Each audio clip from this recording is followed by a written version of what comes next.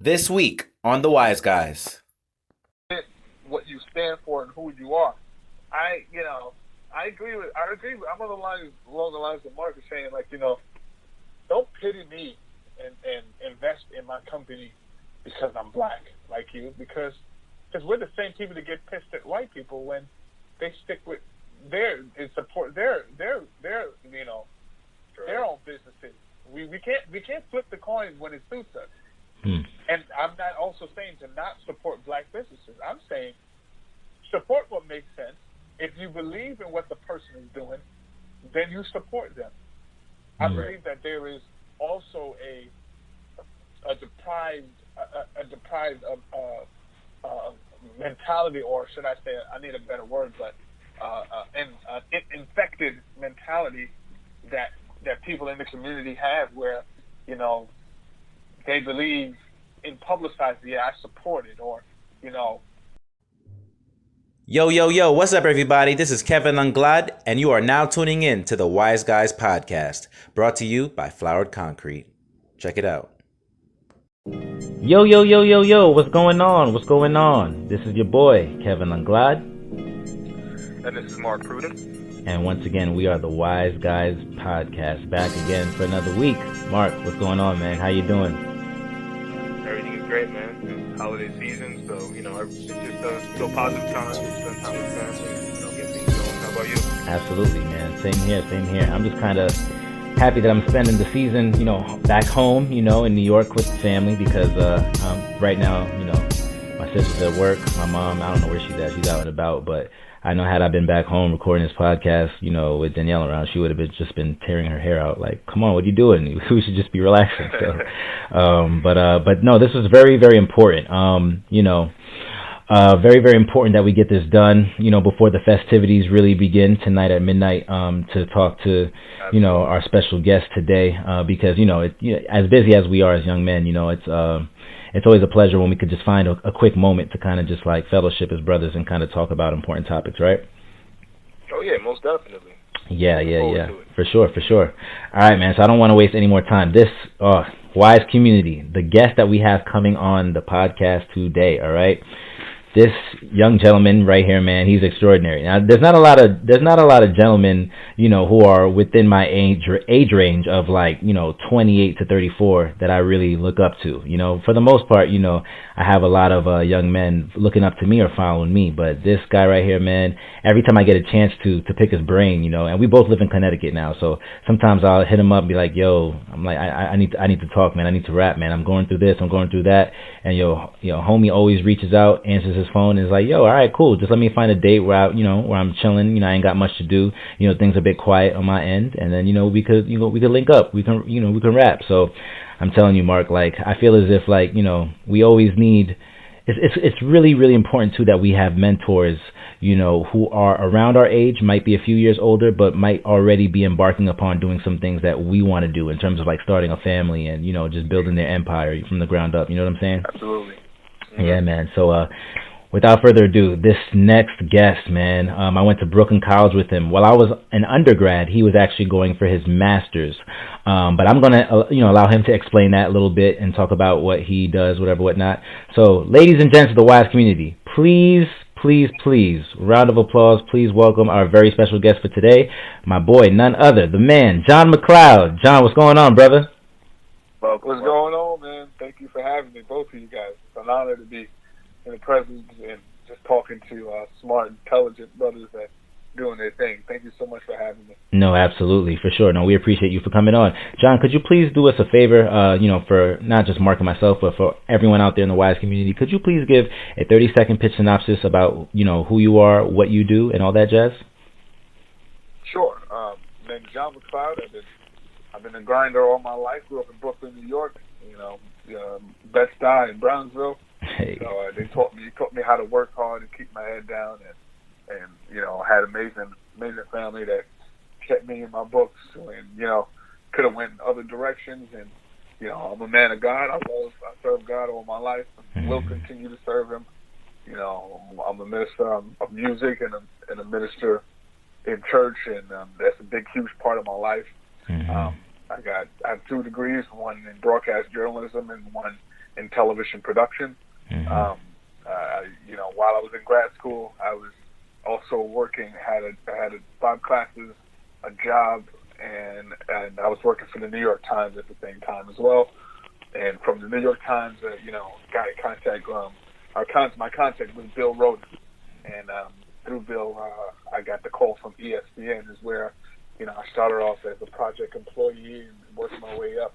Got promoted a few times, and now I'm an associate producer, second in command to the communications department, where I shoot, produce, and edit a lot of features for internal use or external use. Sometimes it goes on television, and I get to interact with a lot of high performing people that you see on TV and people that you don't see that run the place. And besides working at ESPN, I'm a real estate investor.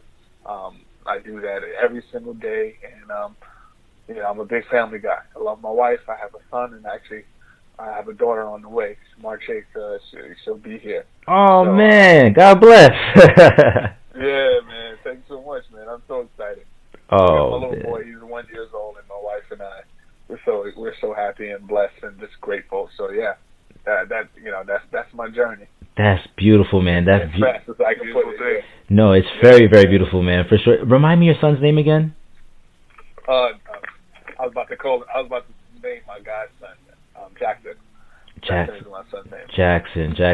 So I say my godson because my godson's name is Messiah, and he's always been like everybody calls him like my first child. Yeah. I helped raise him, and he's been around me, and everybody. I'm into fitness too, so heavy into calisthenics. Everybody in the calisthenics community in New York, and they know, if they see me, they see him. So he's currently in Atlanta, Georgia, so I kind of miss him. So a lot of times when people ask, the name of, I always go with him first, and then, but yeah, Jackson is my biological. Right. Hey, man. Yep. Hey, he's as good as your son as much as Jackson. That's excellent, because I remember even when you took me in one day to give me a tour of the ESPN studios, you was telling me about your godson. So, man, yeah. That says a lot, man. Wow, that's pretty cool. And congrats on the future congrats, or however they would put it, in regards to your baby girl. Yeah. You're growing the family, man. Wow, you're growing the family. Yeah. Nice. Oh yeah, no wasting any time. Excellent. I'm gonna take a break after this one. Right. I'm gonna take a break. Right. That's a lot. Yeah, I could imagine. It's always a blessing. I could imagine, man. Hey, man, when I have all my firsts in regards to marriage and kids, for sure I'm gonna hit you up, brother, for some advice. Of course. For sure. Always here to help. Absolutely. Thank you. First and foremost, it's so funny that you actually, because I'm not even thinking about the nickname, because obviously it's different because you know him personally, just from what you're saying. I'm thinking about his actual name. It's so funny because today's episode is actually inspired by William C. Roden, Bill Roden. So it's so funny how he hooked you up. Wow, and he was like your mentor. That's crazy. Wow. Oh wow, really? Yes, wow, yes. I mean that. Wow. I mean that 100%. This whole, even some of the articles that I have from the Undefeated, they're coming right from Bill Roden's articles, and he's even inspired me to come up with. I'm not going to say it on air, but he's even inspired me to come up with a certain idea for my PhD dissertation. God willing, I get into a PhD program in the next year or so. But yeah, man, wow. Yeah. Wow. Well, let me know, cause, he and I, we're really close. If you ever want to meet and sit down and talk, he's an awesome dude. We gonna talk about this one day off air. I'm not gonna stand out right now. I want to make sure we take care of business first. But we gonna stand up. We gonna talk about this off air. For sure. When I'm ready, I'll let you know. Okay, cool. Wow, I can already feel the power in regards to how great this episode is going to be. Excellent.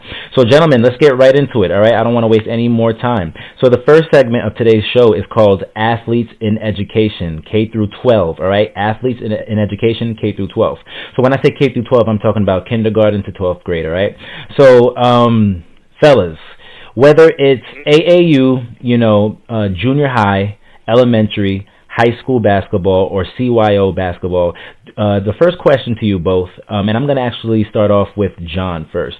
The first question is, do parents as well as the community make the mistake of putting athletics before academics when it comes to their children? I'm going to say yes and no. Okay. Yes, because education is always one of the most powerful things that a child can get. Whether you mean to do it or not, you're educating your child. Mm-hmm. The most important thing is that they get the right education and push them in the right direction that can foster, effective development, innovative thinking, and pushing the limits on the boundaries that society has already set up. Mm-hmm. No, because I believe that, athleticism and an outlet for kids K through 12 to develop and learn social skills and to interact and become team players. That stuff is important for the workplace that they're about to enter into. Mm-hmm. You know that a lot of kids. Everybody's not going to make it to the league. Right. I learned that real quick. Mm-hmm. And me too.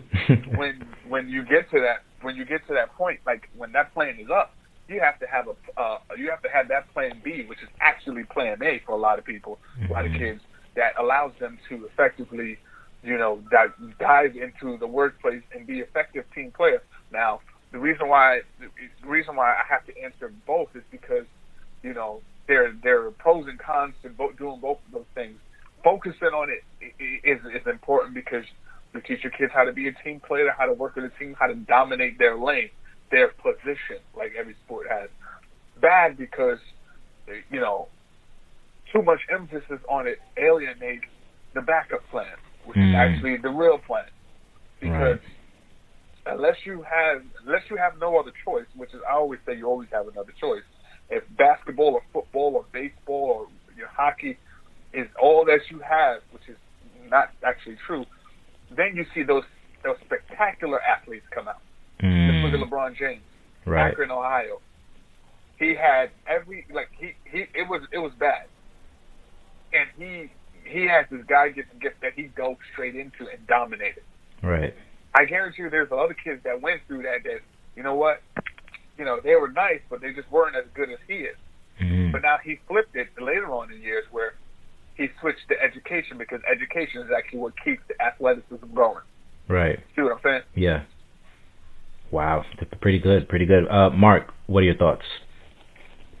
Yeah, for sure. I can totally agree with this brother when it comes to both sides, because I believe it truly depends on what the environment is like for that person. Like if I grew up in a very poor, urban area, sometimes parents subconsciously ingrain that into their kids that the only way you're going to obtain wealth or power is by either being an entertainer, by rapping, dancing, singing, or basketball, sports.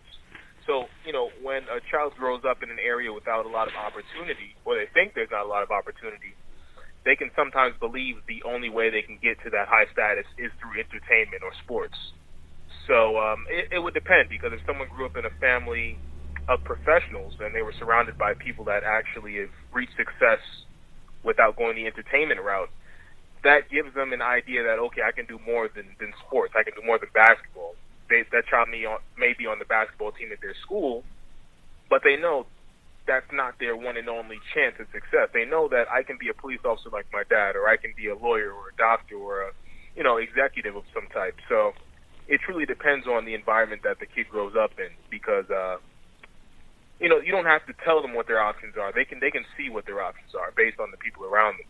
Yeah. So I think that the environment has a huge effect on children. Yeah, for sure. John, do you remember the time, I asked you to come down to my school for career day and speak to the kids? And I remember you were, and I remember you were talking to the kids, about what you do, whatever, whatnot. And then you kind of altered, I remember you telling me this, you kind of altered or adjusted like your presentation for them. And you started breaking down to them, like, the amount of insane hours that Kobe would put in order to get his reps up and in order to be as effective and as dominant as he was on the court. And, you talked about how much time went into it, and they kind of just looked at you and they were mouth agape, just surprised at all of that stuff, and that even at the same time, I think you told me that, they still were trying to process that, wow, like this is all the work I got to do, and you mean to tell me it's not going to be that easy? I can't just be a star just running with the ball up the court, and because, the kids think that when they see it on TV, the athletes make it look so effortless, but I think even when how you explained it to me, you pretty much put it in a lens or perspective for them to let you know, like, well, I hope you guys have another plan, because this ain't the only route. And if it is, you guys better go hard or go home, because you're gonna be, you're gonna be sent home crying, trying to get it. man. Yeah, no, I remember that because I remember there was a couple of there's two little kids, two little guys that were just they swore that they were the cream of the crop. They were going to be nice, this, that, and the third. And they said, and they were asking questions along the lines of like, well, if, I can do it regardless. And I said, absolutely, you can. Don't let anybody else tell you that you can't. But I want to give you some reality too. I said, when you're trying, somebody else is trying too. So what is your plan B? I said, and, it's always great to put your eggs and put a lot of eggs in one basket, but it's never great to put all your eggs in one basket. Right. Because at the end of the day, it's more important to be structured and have a foundation than it is to build on what on foundation that is unstable and unsure. It's always important to say, I tell my family, my young cousins this all the time. They ask, how did you get to ESPN? And I said, well, or they tell me, well, you can do this because you work here, or you've done this, you've done that. And I said, well, to be honest with you, the name sounds great, but the hard work sounds better. Right. They asked, I said, because there's a lot of hours, time staying up till 3 o'clock in the morning, 4 o'clock in the morning, staying up the entire day to get stuff done for a project that's going to end in a couple of days. And guess what? You got to do something like that again. Now you got to make a decision, and I feel like a lot of kids, and a lot of youth, especially K through 12. I think you both were touching on it. It's the dream that drives them in the beginning. But right. the kids that make it or get to wherever they want to go, it's the plan that keeps them. So there's the dream that starts it. Then there is the plan and structure, and somebody to push that plan, like a parent or the brother, sister, mom. That like somebody structures the plan for them, and then they continue to carry it out. But guess what? In that, the next step is always, all right, but you have to do the work. Yeah. And I think a lot of kids get caught up, and I was one of those kids that get caught up on the dream and believe that the dream is going to fuel me until I get to it, whatever that it is. And a lot of kids don't have the reality, or a lot of people, they're not hearing the reality. Yeah, you can have the dream, but not before you go through all of it. Right. And make it through all of this. Yeah. That's really good. That's really good. So my second question for you all, Mark, I'm actually going to start off with you this time, and then I'm going to allow John to respond afterwards. Okay. So how important is education for athletes prior to going pro and while becoming professional athletes? I don't think that question provides or serves any justice. So how important is business education for athletes prior to going pro and while becoming professional athletes? So what I'm trying to get at here is, college, and as well as, within the profession as well. Like, how do they know how to go about managing their money, budgeting, saving, and, putting their money in the right places? What do you guys think, Mark? Well, I mean, it's extremely important, but like you said, it's something that's not really being done, before they reach the NBA, because I know, like, the NBA has programs regarding, teaching them basic things like managing their money and stuff like that, giving them access to different professionals in finance. But yeah, it's terrible that we don't receive financial education as a whole, from high school and in college, because these athletes, they have to realize that they are a business, and they have to manage it as such. You have to watch the decisions you make, whether, it's, of course, off the court stuff, like just preventing certain decisions that would damage your brand, being careful on social media, being careful what you post. And like you said, when it comes to finance, most of the time, these athletes come from backgrounds that, don't have a lot of money, don't have a lot of wealth. And when they get that influx of money, when they become professionals, it's a shock, and it's something that they've never experienced.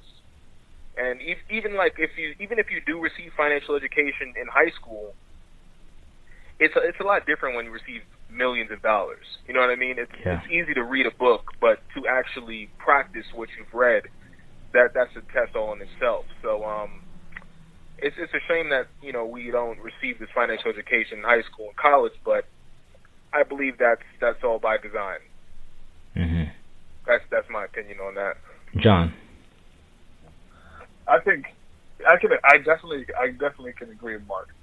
I think, in addition, that it is extremely important because, to Mark's point, when you don't come from money and you're handed money, a lot of people don't know what to do with it.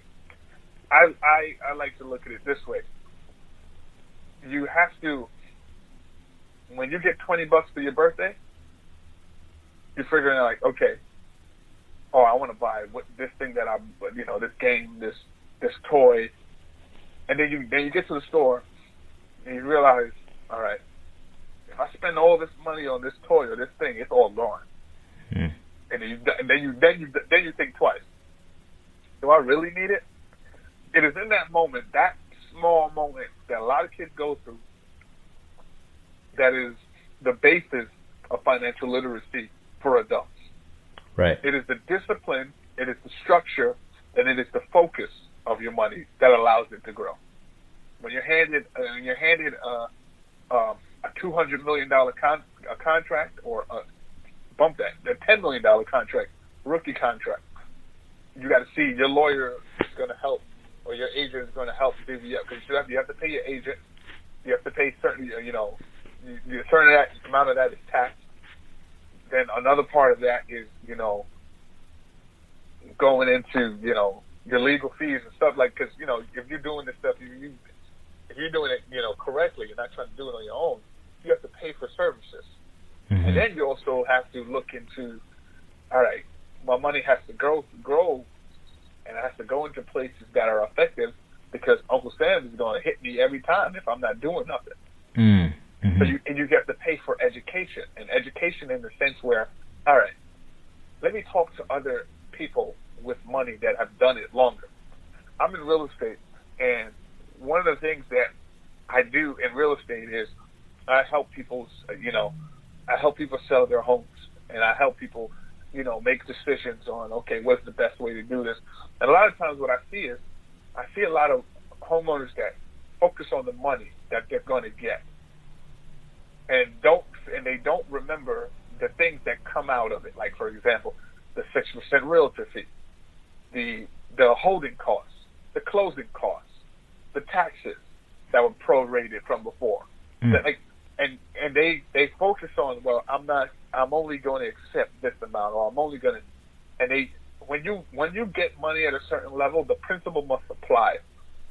Invest in yourself, invest in the plan that you have to create to help that wealth build, because the option is this: what happens when your knees no longer allow you to jump, move fast, or at all? What happens when the money stops flowing in, when you're not the best player in the league? What happens when you're not the most courted? What happens when the next best thing comes up? That's where I admire LeBron James, because what did he do? He opened up the school. That's also a tax write-off. What did he do? He's helping his community. He went back. He has his own clothing line. He has a lifetime partnership with Nike. Lifetime. Meaning, after basketball is done, for him, he still has a way to pay his family.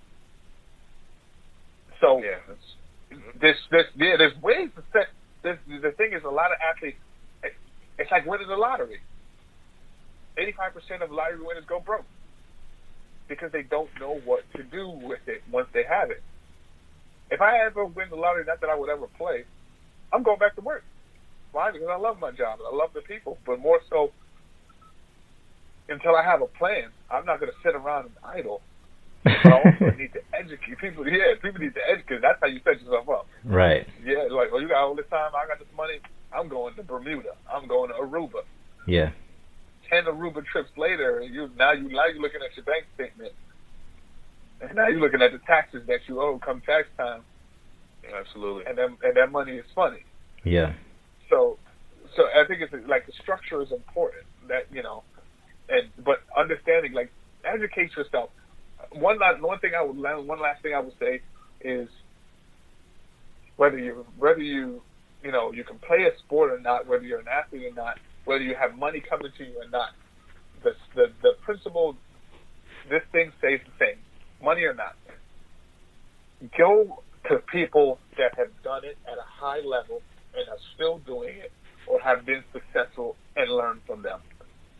The thing is, the most important thing you can do is continue to learn. Because people always say, like people like Bill Gates and Warren Buffett, oh, that's ridiculous, that's unattainable. Warren Buffett has 92 different streams of income. Absolutely. 92. Dang, wow. Different streams of income. Yeah. People we're hyped to get 3 streams of income. Mm-hmm. Yeah. So it's important that you got to understand, like, this man has a structure. Bill Gates has a structure. Steve Jobs had a structure. A lot of people don't know that he owned Pixar while owning Apple at the same time. Wow, I didn't know that. Did not know that. So, I think that ended up being more profitable than Apple, like when it comes to his shares. Yep. Exactly. Look what it did. Yeah. And then when he sold it to Bob Iger and one of his best friends, his family and his company is still like he's set. I mean, you know, God rest his soul, but his family is set. That legacy is set. But why? Because there's a structure and there was a plan to the money, and he was around people that did it the best. He knew what he was good at, but he went around people that did it great. Mm-hmm. And then when we can't, and that's a mistake too. A lot of people they surround themselves with the same people. I'm not saying ditch your friends. You can still be around them, but you got to be careful because they don't know how to operate with money on that level. Mm-hmm. And how can you learn from somebody that doesn't know what they're doing? Right. Most definitely. Yeah, we always like to say that on the show. Well, I like to say this when it comes to money, essentially. It's like most of the time, all the advice that we're getting about money is from other poor people. We need to speak to mentors that have actually done it. It's the blind leading the blind. That's so true. Yeah. I can't even tell you how true that is. Right. It's amazing, man. Yeah. Okay, I want to keep the conversation flowing. This is, we're starting off really, really, really good. So, you know what? I want to connect it to, I don't know the man, so I'm going to call him William C. Roden. Even when I meet him, hello, Mr. William C. Roden. How you doing, sir? Just to be respectful. So the reason why I say that is because I was reading his book over the summer, man, an excellent book, the one that's very famous, it's the $40 Million Slaves, and in the book itself, he talks about that once athletes, are, taken upon a situation in which, they find themselves being branded, when playing for AAU, or they find themselves, being ranked on ESPN, and they're being courted by all of these different schools and whatnot, they are instantly on this thing called the conveyor belt. So the conveyor belt itself, in its iteration, or the idea of it, is the conceptualizing of a player being commodified as a way of a product or goods in order for the services to exchange his services for that of an organization. So with that being said, MLB, you have NBA, you have NFL.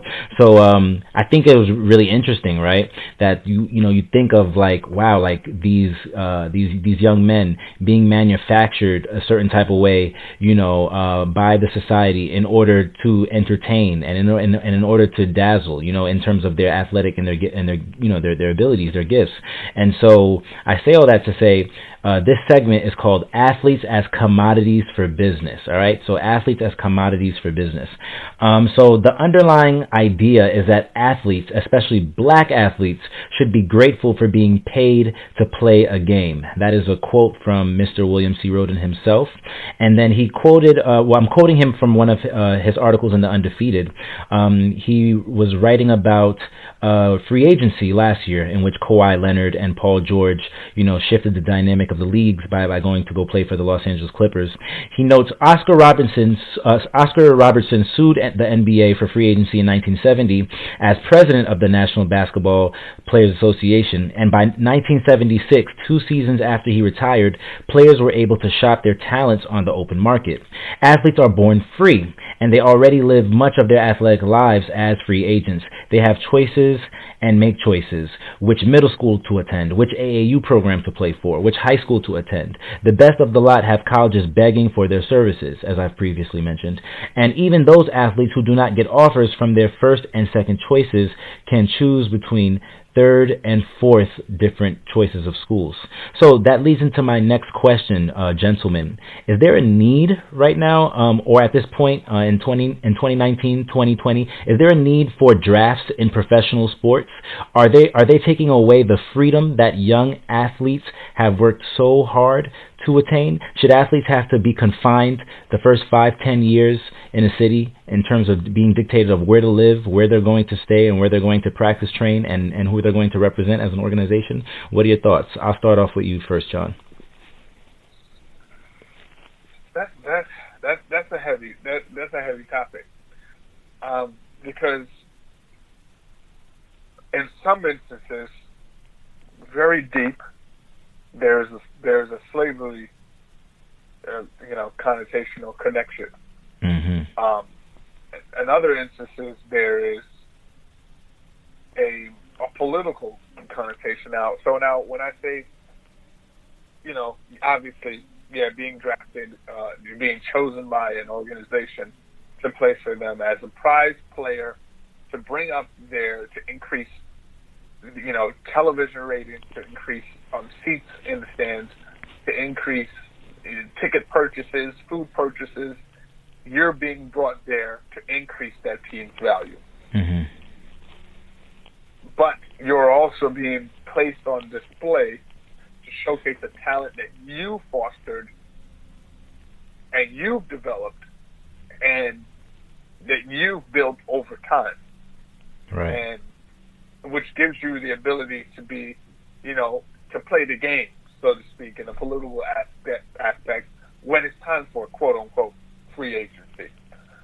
I believe that it is both needed but also needs to be altered. Needed because when you already have established entity, like for example, the NBA, mm-hmm. in its inception, maybe we could argue, say, no, we don't need a draft. Let players come and try out. We would not do a draft. But now we're talking about 2019, 2020, where there are already established players that dominate the game and franchises and cities that need the next star, the next Michael Jordan, the next LeBron James. And I think the draft lottery allows players it just allows that connection between player and ownership, of player and organization, I should say, to say, hey, look, we're going to take a chance on you as you give us your talent and devote your talent to us to help build this up. Now, in that, you also have the choice to go wherever you want to go when your contract is up, or if we decide that, hey, it's not working out, your value is at this point, we want to trade you for something that's better for the organization. There's the business aspect. What I think hurts the societal aspect is it paints. Let's go back a couple questions to the K through 12 kids that come up with the mindset of, okay, I'm going to be the next LeBron James. Mm-hmm. There is this mindset and there's this painted picture of, all right, if I go number 1 overall, if I go top 10, I get this amount. If I go in the second round, some of my money isn't guaranteed, or anything like that. I may not have a choice, and that creates a division mentally and business wise, because now it's, hey, if you aren't good enough to get in the first round, who knows how your career will go? And then we start dealing with a whole bunch of other things like, all right, am I actually good enough? And remember, you can be great enough, and the media will focus on somebody else that they think is great enough. It's better than you. Mm-hmm. So it's it's almost like I was saying, political, because you could be fantastic. Like, for example, Isaiah Thomas, number 60 overall pick during the lockout. Right. Picked by the Kings. Turned out to be one of the best. There were not 30 players better than him in that draft. Yep. Because 40 of those players aren't stars. Yeah. 40 of them, he's made more money in the last 5 years than they have in their entire career. Mm-hmm. 20 of them don't even have NBA careers anymore. Yeah. So my thing is, it's needed because it allows that athlete that works hard, that got noticed, that puts them out there, to have the chance that, one, they could change their family's life instantly, and they put themselves on display, and they also have a choice to go elsewhere if they're good enough. But two, it creates that divide, and the politics in it really destroys the psyche of K through 12, because they believe, like, hey, look, they really believe that dream, the hoop dream, like, I can do it. Yeah. And if I get high enough, this draft means everything. Some people I've worked the NBA draft for about 3 years now, and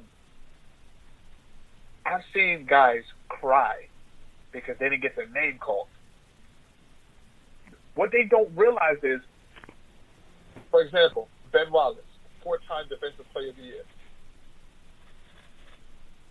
If my knowledge serves me correct, he was undrafted. Yeah. Yep, that's correct. So, but what did the NBA teach young players about?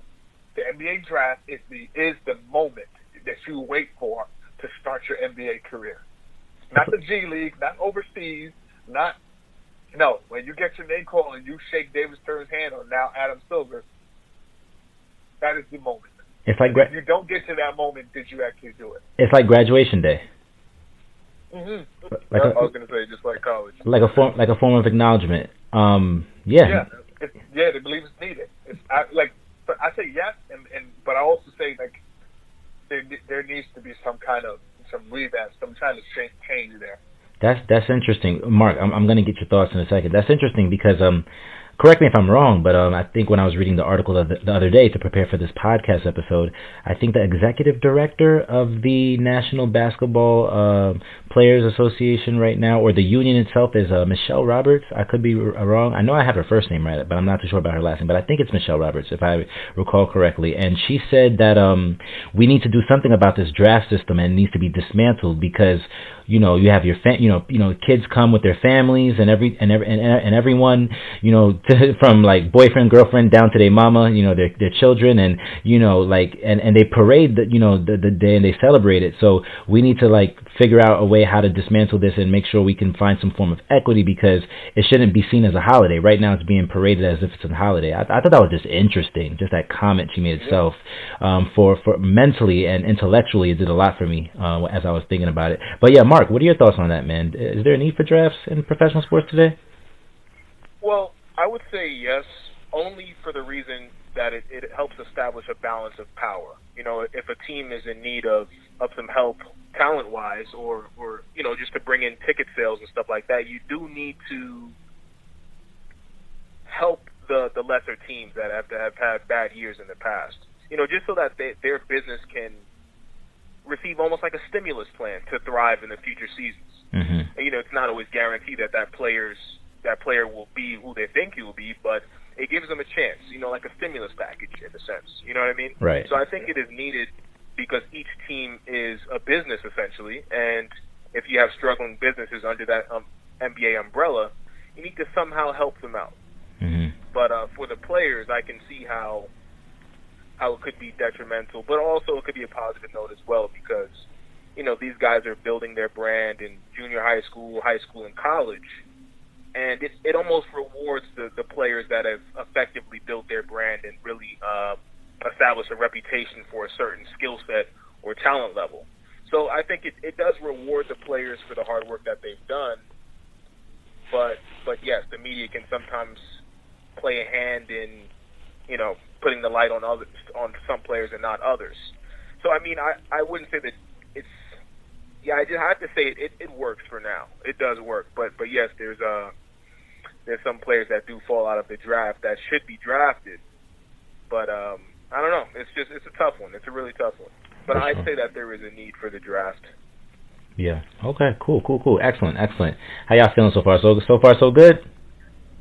Yeah, man. Excellent. I got a couple more questions, and I'd love to pick apart your thoughts and ideas on this. Okay. So in a couple of years from now, I'm just kind of speaking here. In a couple of years from now, the both the owners and as well as the NBA Players Union will be at odds. Well, they're at odds now, but they might further be at odds in terms of coming across an agreement for the collective bargaining agreement, as it I think as of right now it currently it's due to expire after the 2023-24 season or 2022-2023 season, vice versa, one or the other. But the issue here is that the owners are having strong feelings about these players that they're investing in. That's taking that's taking the time out to say, you know what, I don't want to be here anymore. I want to go team up and pair up with my buddy who I've possibly played AAU with, or I've played with in All-Star games, or I just I've built in a relationship with, an organic relationship, whether in person or overseas for FIBA or at the Olympics or whatnot. And I want to stack my teams and and possibly play for a championship. And me just playing for a mid-tier level team that is constantly in purgatory in terms of making the playoffs and not getting past the first, second round is detrimental to what I'm trying to build and leave in terms of my legacy behind.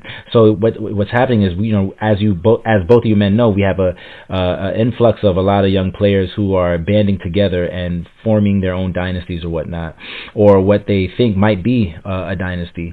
So the question is, should athletes, matter of fact, this is a two-part question, but I'm going to start with the first one. Should athletes have the right to exert their free agency and not be loyal to an organization because of the fact that they are franchise players? We all saw how it started with, LeBron, in the words of Dan Gilbert, quote unquote, spurning Cleveland for Miami as he led Miami to 2 championships, and then later on in 2016 with Kevin Durant as he joined a 73-win team. What do you men think? I'll start off with you again, John. Should athletes have the right to exert their free agency in this day and age and not be loyal to an organization because of the fact that they are quote unquote franchise players? Absolutely, no question about it. Because when said and done, the number one thing that you hear when athletes get quote unquote spurned is it's a business. So when we look at how LeBron James did it, he gave them 7 years of his career. He took them to the championship. They didn't hold up their end of the bargain and give him players to win.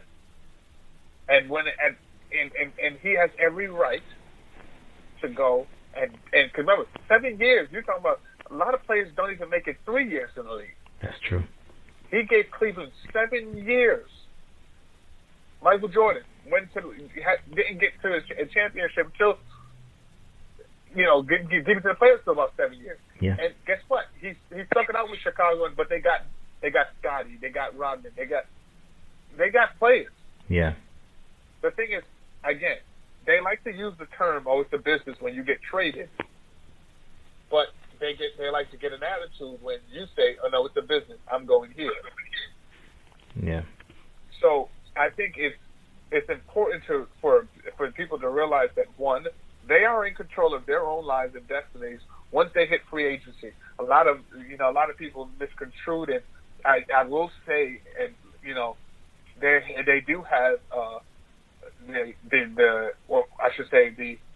organization has a vested interest in that specific player, and legal documents and bylaws tie that player to that organization for the period of their contract. But there are little nuances like a no trade clause or something like that, or just the termination of the contract, or a player option that gives players back some of their power to go wherever they want. Mm-hmm. And we've seen it how Anthony Davis has done it where he said, you know what, I'm not doing it. I'm not doing it this year. I'm not playing. And look, you know what to do. Trade me. The players have recently started to, take back their power and start to utilize their power, and they absolutely should, because if they're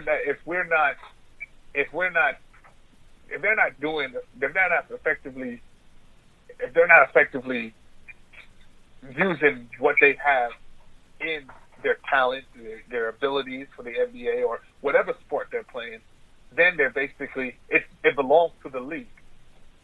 Yeah. I will also say that it is something where, hey, there is that agreement where they say, look, you're going to play for our team and we're going to pay you. There is that worker-employee agreement, but the leagues have a notorious history of exploiting their players when it's convenient for them to make more money. And now the players have, and they have all along, but their most users now have the right to use their talent, their likeness, and their abilities to further benefit them. Because the first thing that society will say as soon as they finish that, well, you didn't win a championship. Well, you didn't do this. Well, you weren't able to. They will pick it apart. A fantastic career, they will pick it apart.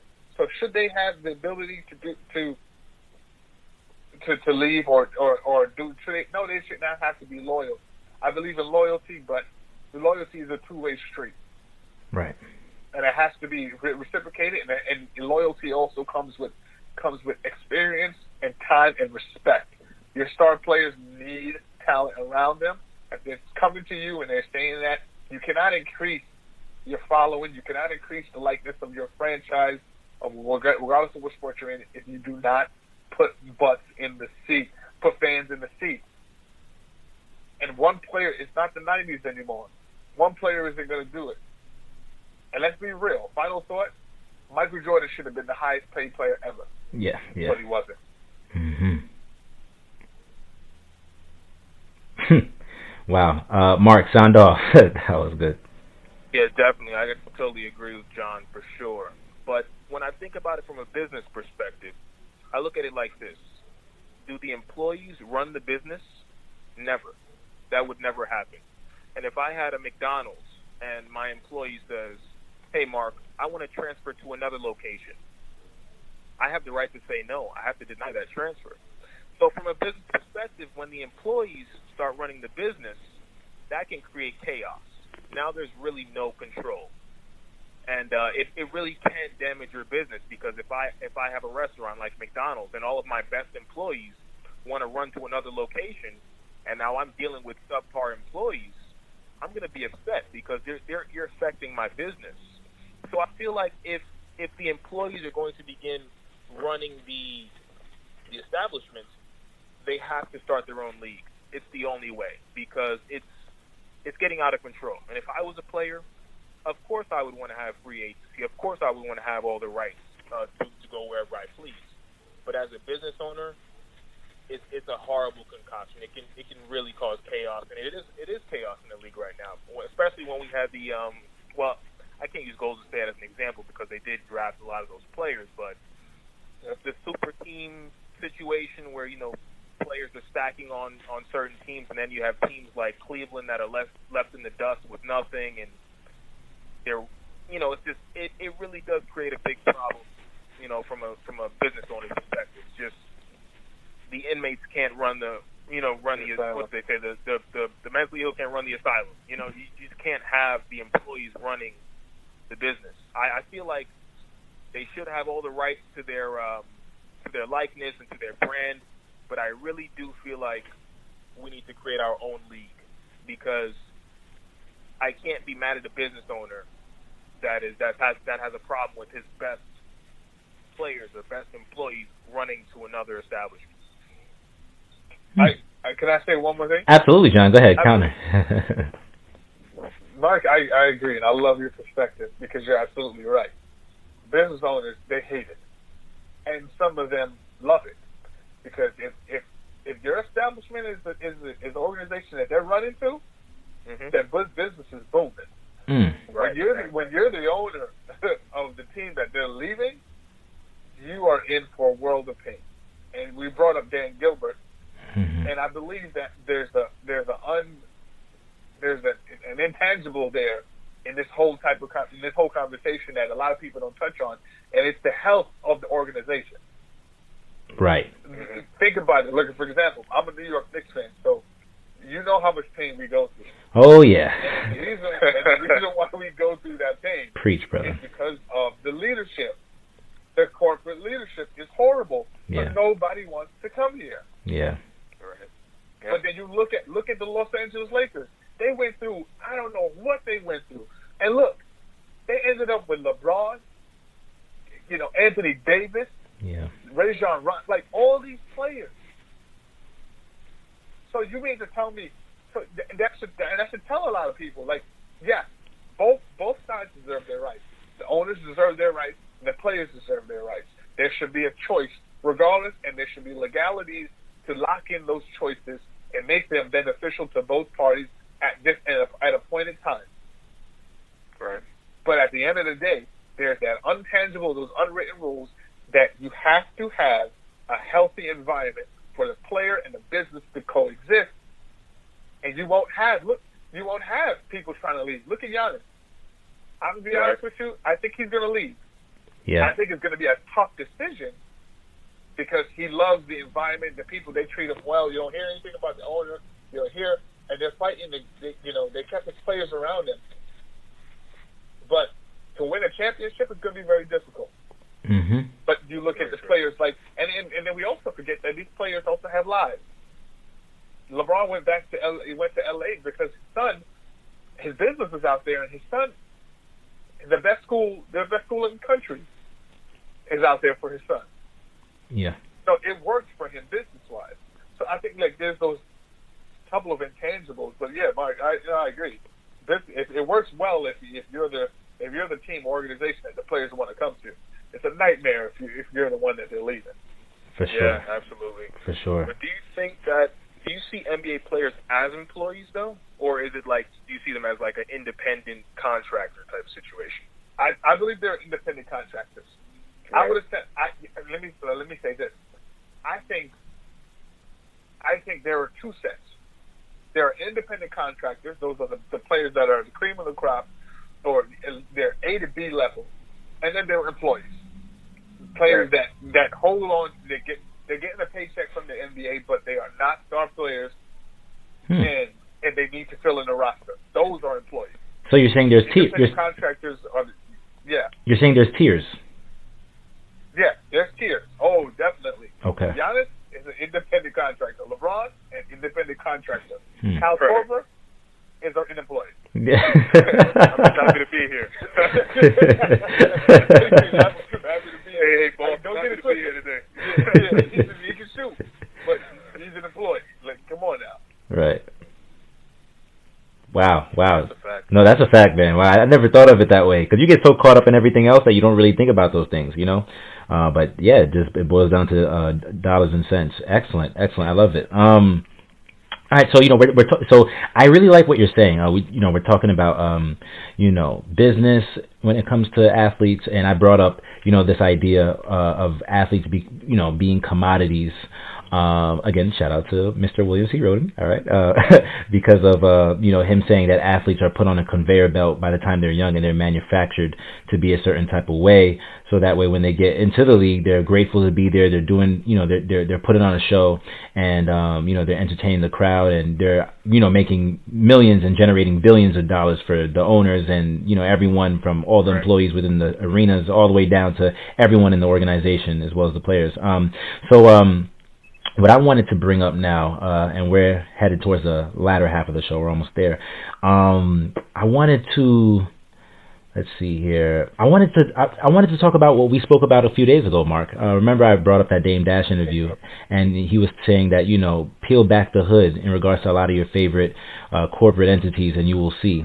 I want to challenge you a bit, John. So you brought up you brought up LeBron's Nike deal earlier, his lifetime deal with Nike, and Mark, we had a conversation about it.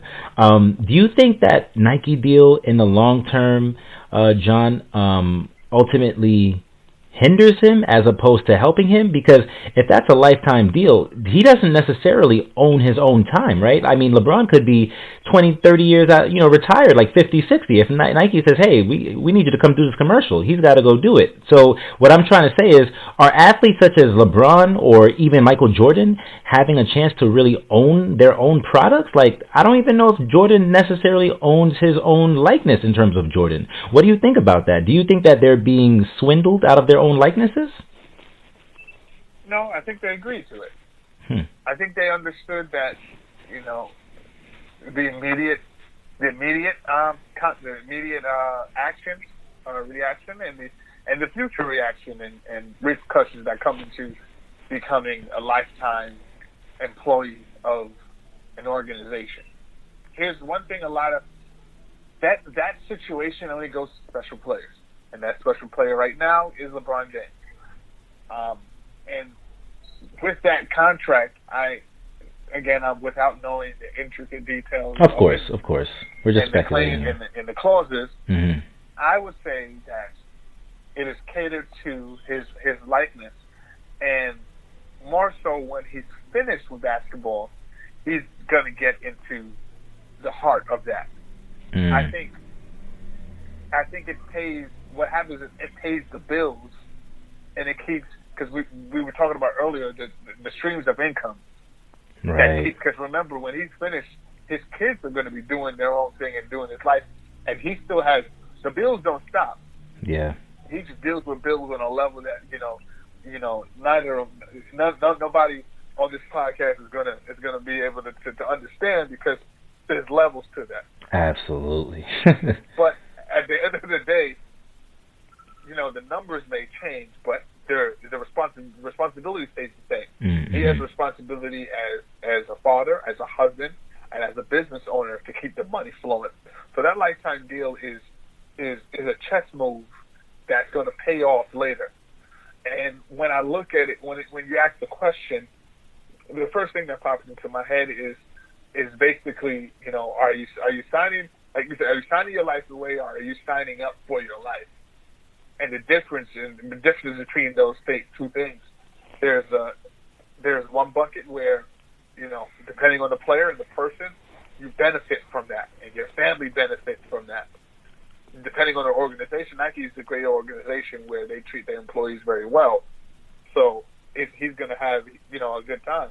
But, I'm not sure about any other organization, because sometimes it can be presented as, lifetime contract, and then you are, in year 20 of that contract, they said, we cut your expenses to this much because your contribution is this much. Mm-hmm. See, now what a lot of people we won't talk about is when you sign that contract, or when you get that agreement or that endorsement, is what does that do for your brand now? What does it do for your brand in the future? And how is that going to affect my ability to sustain income or duplicate my income now and in the future? There's just two schools of thought. Now with the immediate decision, yes, give me that sign bonus so I can go pay off whatever debt I have, or to lock in this other investment. Cool. But there's responsibilities and duties that also come into play immediately and later. And I think those are the things that you have to factor. But it's a choice. Mm-hmm. But I think we should also focus on the fact that it's a choice given to select people. And to get there, it takes a lot of grit and hard work. Giannis, he has a sponsorship with Hulu and a sponsorship with JBL. Mm-hmm. And those things are going to pay dividends for him right now. Why? Because he's turning into the face of the league. Who was that a couple of years ago? LeBron. That was Steph Curry. Oh, Steph Curry. Yeah, you're right. Yeah. Yeah, that was Steph Curry. And LeBron is he's sustained it throughout. Yeah, throughout. You're right. Because he's on a different level. Remarkable. Yeah. In some instances, or in a lot of business aspects, besides actual sales, he surpassed Michael Jordan. Mm-hmm. Jordan. I think Jordan might take the cake on sales because for some, like, they will buy his sneakers till the end of time. Yes. But when it comes to, like, actually entrepreneurship, LeBron James has done some phenomenal things that have generated money for him, and endorsements and partnerships. A lot of his deals are partnerships, which really changed the game. Yeah. Because endorsement means you're endorsing my product, and you have to do these things to fulfill our deal. Partnership is you're endorsing our product, and we're backing your claim or cause or product with you. We're coming together with two backgrounds, two different environments or like-minded environments and audiences, and we're coming together as a team. Now, a lifetime contract, I like, that's something that very few people get, but there's also, like, he's also connected to the Nike brand for life, which is the number one shoe brand in the world. Yeah. Wow. Mark, would you? I have another. That was just a side question. Would you like to respond to that in any other way, or should I move on to the next question I have? Oh yeah, why not? Yeah, definitely. I mean, when it comes to the contract, I feel like it's a chess move, but it's a chess move on both sides. I mean, both sides are of course benefiting from this. Now, LeBron is the product, even though it's a partnership. I believe LeBron is a product. So, if Nike is going to extend to him that $1 billion lifetime contract, we can ask ourselves, how much did Nike make off of him? So, I mean, just like with the NBA has all these players under many different organizations. The NBA brings in a certain amount of revenue, and the players get paid. But how much is the NBA and the owners of these select teams actually making off the players? So, I feel like at the end of the day, no matter what, these players are a product, and with this product, there's many people making a lot of money off of them, even though they're getting a cut of it. In the grand scheme of things, the organization and the corporations are making a killing off compared to what, you know, let's say LeBron is getting. So I feel like if they're offering him a $1 billion contract, it's safe to say they made at least $5 billion. Yep.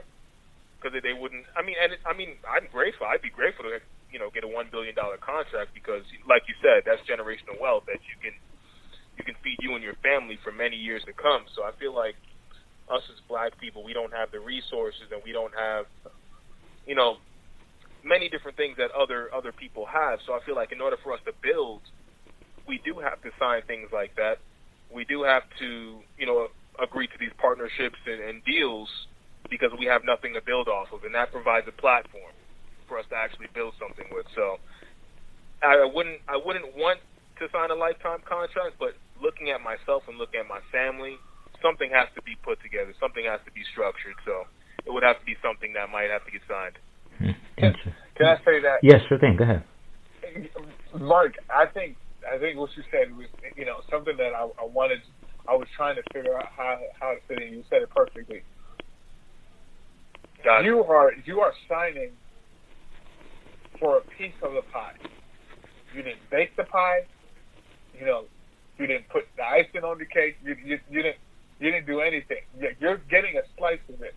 A lot of times these athletes are caught up in hoop dreams and all these kind of things because they see the LeBron James, they see the Giannis, they see the Steph Currys, and to get that.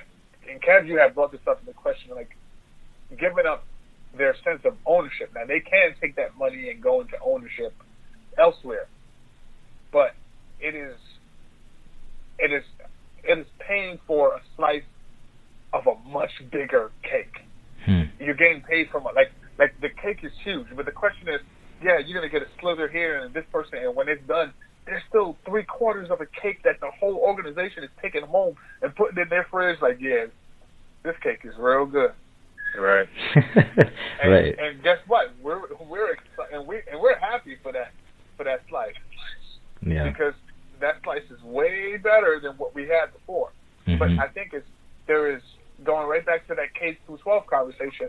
There's an understanding of structure and identity that we need to have with our young athletes that say, hey, look, remember, ownership is the name of the game. Like you may get $40 million to play basketball, a sport that you love, but remember, $250 million is going to the guy or the gal that owns this place that you are playing for. That's the real money. Yeah. They say, well, millionaire is a millionaire. Yeah, in some sense of the word.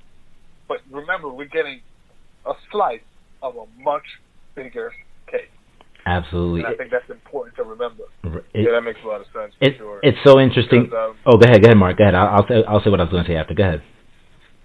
I was just going to say, because I totally was on your side, Kev, about it, when it comes to, why would you sign a lifetime contract when you could make your own brand? Mm-hmm. But if LeBron made his own brand, he might have made, let's say he made $1 billion. Mm-hmm. But getting a piece of the pie with Nike, he may get $5 billion. Mm-hmm. So it's like, do you want 100% of your own pie, or do you want 10% of a huge pie? Mm-hmm. You gotta get the huge pie. You gotta get a piece of that. Right. Makes a lot of sense. Yeah, it does make a lot of sense. Yeah. It's interesting because back in back in June of last year, I remember we had our commencement speaker for the junior high school graduation at my school come in, and she was a very well established and well accomplished woman. She owned several businesses upon Main Street in Hartford, and she was building a lot of she was renting a lot of spaces in like 3 or 4 buildings downtown. And she was talking to the students about economic empowerment and how they can empower themselves. And then she was like, do I have any athletes in the house? And then like a couple of my students who were on the basketball team with me raised their hand. And then she was like, how many of you young men here today adore and admire LeBron James? Of course, all their hands went up. She's like, now, who would you rather be? Would you rather be LeBron James and make the money that LeBron James make, or would you rather be the owner of the team who signs his checks? And the kids were like, I want to be LeBron. I want to be LeBron. She was like, no, I'm going to try this one more time. Would you rather be LeBron, who makes a certain amount of money, or would you rather be the owner who signs LeBron's checks? And then they were like, LeBron. And then she was like, tough crowd, eh? And I just stood there just shaking my head. I said, man, I failed them. I should have told them better than this. But it's just interesting, though. But seriously, guys, it's just interesting, though, that that's the mindset that, and it goes back to our conversation about athletes and education within K through 12. That's the mindset that a lot of our kids are having. That they see the glitz and the glamour of our players on the screen, and they're not thinking about, oh wow, there's somebody who's giving LeBron that piece of the pie in regards to what John or Mark said. So I think that's pretty interesting. Well, that's an interesting question to ask kids, though, because you're basically saying, do you want to be wealthy or do you want to be rich and famous? Right. Rich and famous is always going to seem a lot better to a kid. Of course. They don't really have a good concept of wealth and building something for their family. So I want to be 6'8", 260 with $200 million. You know what I mean? Yeah. Like for sure, that ain't bad. For sure. That ain't bad. I want to keep the conversation pushing. We have about 3 questions left. Mark, I'm going to actually start off this with you, and then I'll let John counter. So recently, as of 2017, 2018, the Ball family, Lonzo Ball, LeVar Ball, and their former business partner started up the Big Baller brand, and they started putting out these line of sneakers, which was the Big Baller brand shoes, and a lot of famous people or celebrities were in backing of the idea and supporting it because of what it was trying to do in terms of like how LeVar was trying to map out his vision to revolutionize the game in terms of how he hyped up his son and his talents and paraded him as he came into the league playing for the Lakers as a number 2 draft pick of the 2017 draft. But a question I posed to you, Mark, I think it was last week, and I think I told you my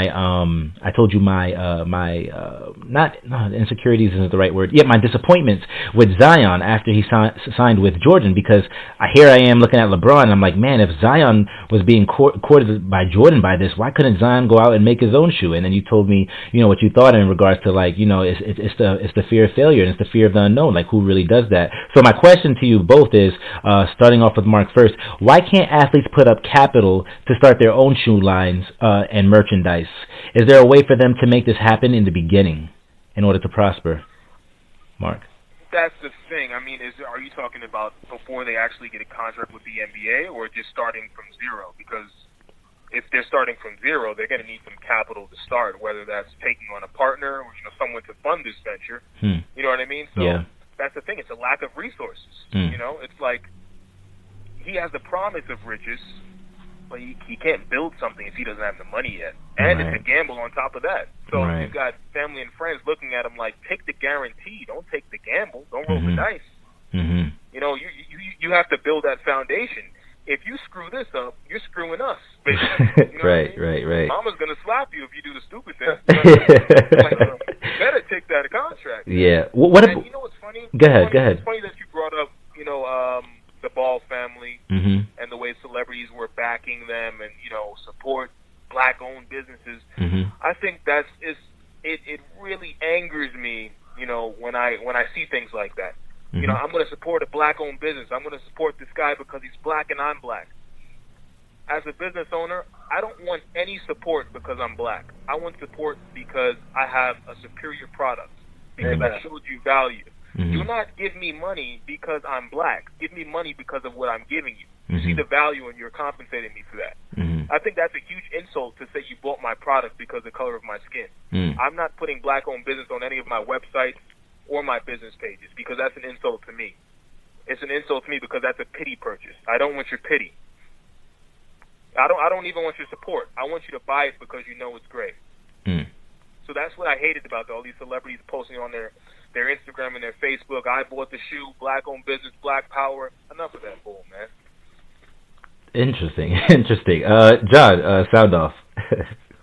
No, I agree. Yeah, that's why you heard me say amen, because at the end of the day, it's about, like, I go back to my guy, that I study very much, Warren Buffett.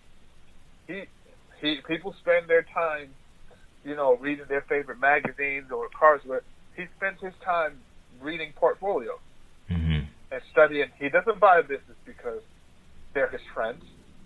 He buys a business because it makes sense. Right. And money makes sense when when the numbers line up and when the purchase fits what you stand for and who you are. I agree. I'm along the lines of Mark is saying, like, you know, don't pity me and invest in my company because I'm black like you, because we're the same people that get pissed at white people when they stick with support their own businesses. We can't flip the coin when it suits us.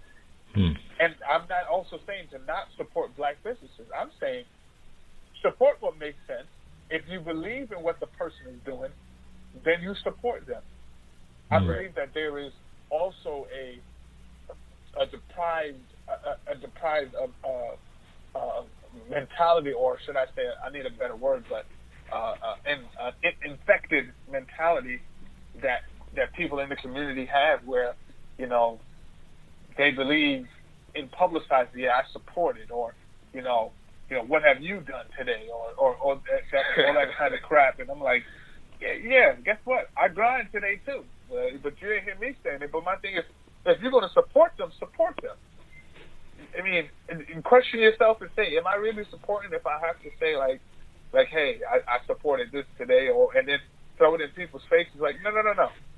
Like, support them because you believe in what their product is, what they're offering, their service, who they are, and what they stand for. Because guess what? When it comes to business, the only color that matters is green. Absolutely. And at the end of the day, if you don't have enough green, none of this stuff means a thing.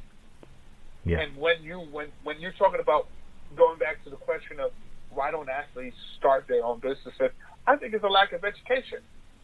I think they don't know enough to do it. And to go along with Mark's point again, I think it's too risky. Because you tell me you don't know enough and you want to go and start something. Now what happens, you know, and then, like Mark said again, you're also taking a gamble. What if you get hurt?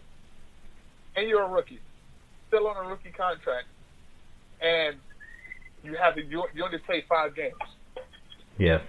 But you have a shoe company based on the 5 dunks you did in those 5 games. Right. What if you don't? Yeah. What if you don't recover? Wow. Then you're pivoting now, and now the shoe company goes under. And you have to figure out how to save your career. Forget about the shoe company. You have to figure out how to. Forget about the shoes. You're wearing whatever shoes you can get. Right. The most important thing is like, look, all right, let me fix this first. So I'm for athletes going like, hey, sign the contract, get your foot in, and then if you get good at it, you say, you know what, I want to do my own thing. Then you start designs on the side. Like again, when you get out the contract, like, hey, before you jump into another one, so I want to try my foot in here. I'm looking at these designs. Or if you go right to the company that gave you the offer and say, look, I want to partner with you after this contract is up. I have some ideas, and I want to bring my brand to the forefront. Yeah. And a lot of times they love that creativity, but it's almost very sad to say, like, but we fall into that support black businesses mantra because we're constantly in this race battle that says we don't have enough or we've never been given enough. When if we just came together as people and just helped each other out, or just say, hey, look, I need your help, or even if you're not black, like, hey, I believe in the support that you're giving to our troops. Here's my donation, or what can I do? Here's my services. But we're so connected to a cause or to a mentality that we forget that it is more important to cause effective change, lasting change, than it is to show that I'm actually trying to do something or trying to make change.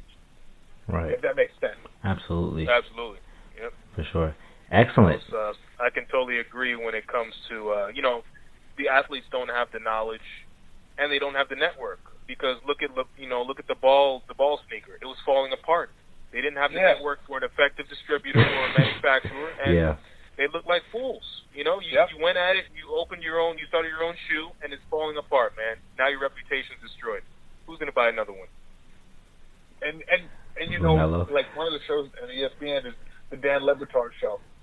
He made a conscious effort to support. He's not black. He's a Spanish guy from Miami.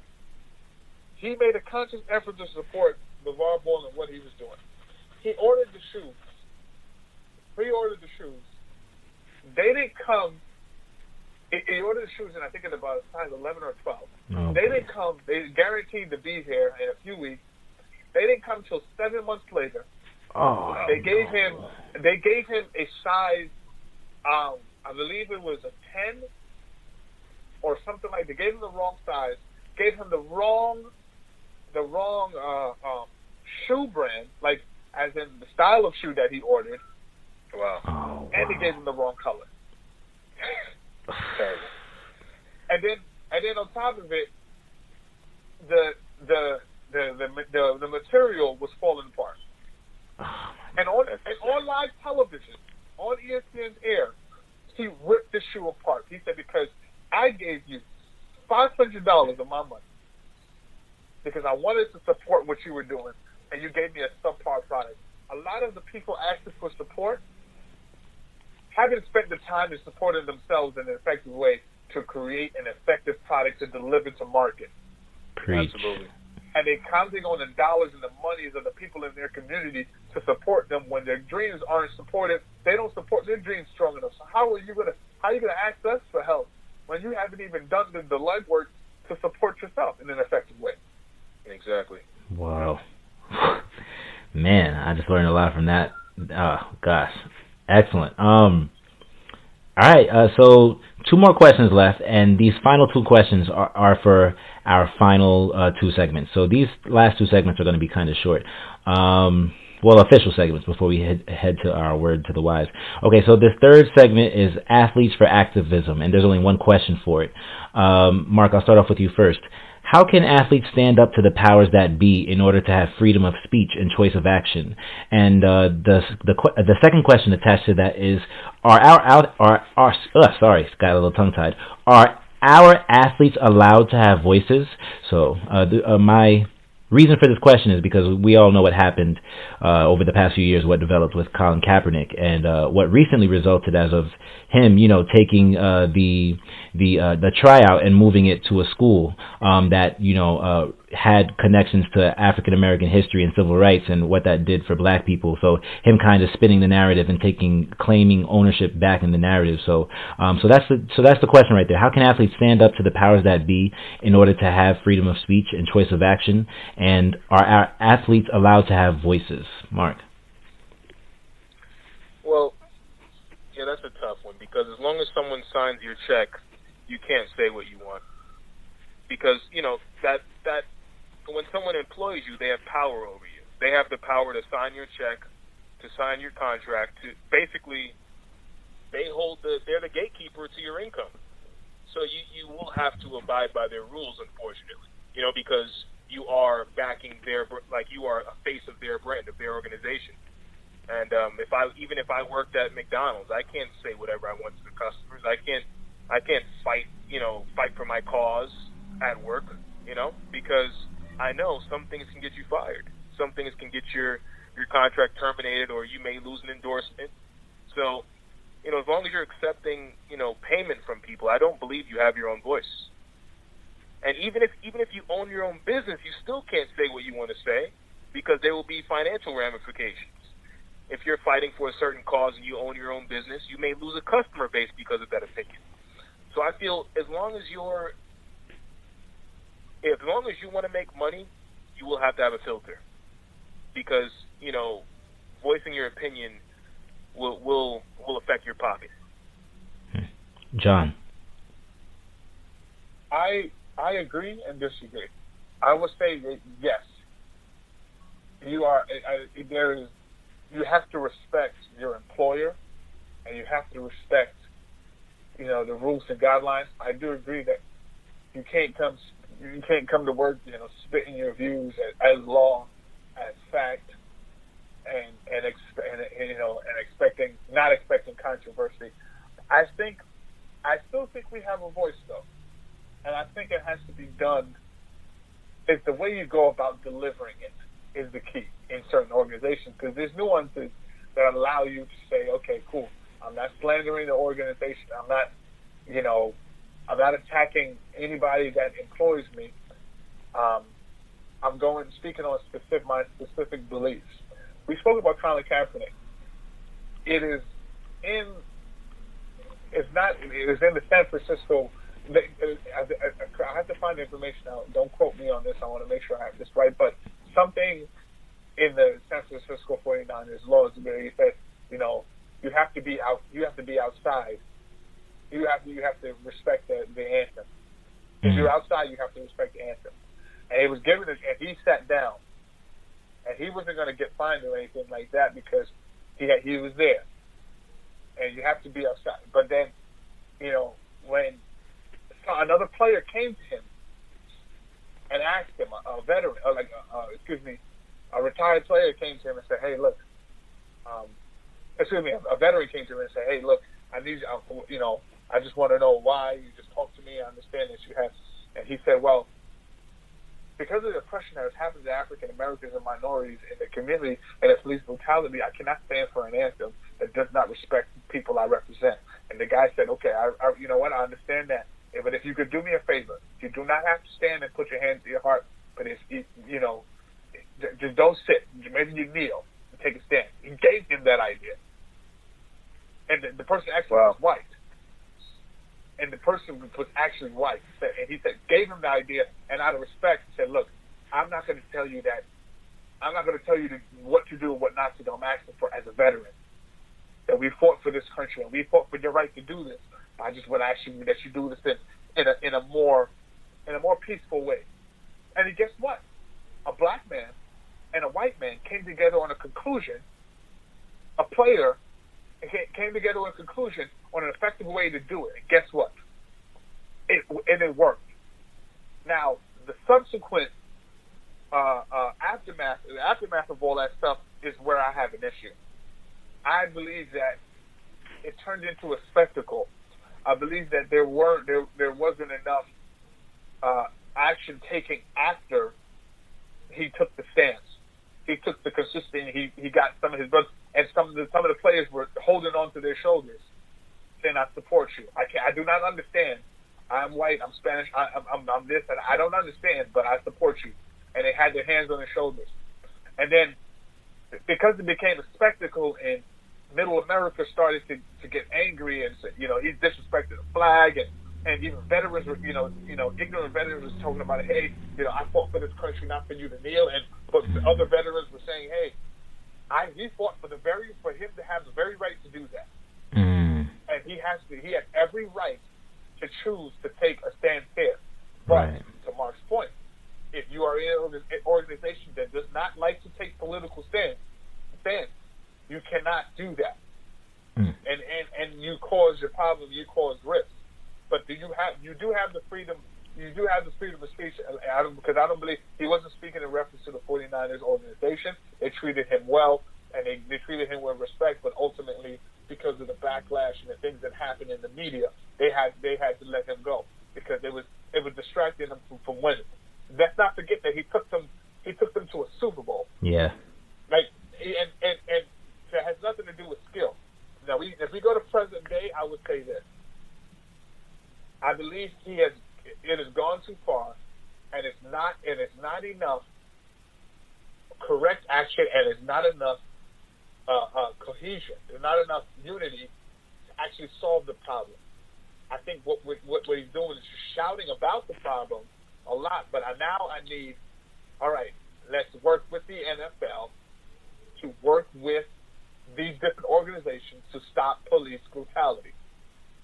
I think that, you know, but in regards to the workout, I've seen it firsthand, I've heard it firsthand, where, you know, people like Stephen A., where he's spoken to Stephen A., his people have spoken to Stephen A. and said, hey, you know, will you help us get back in the league? We want back in.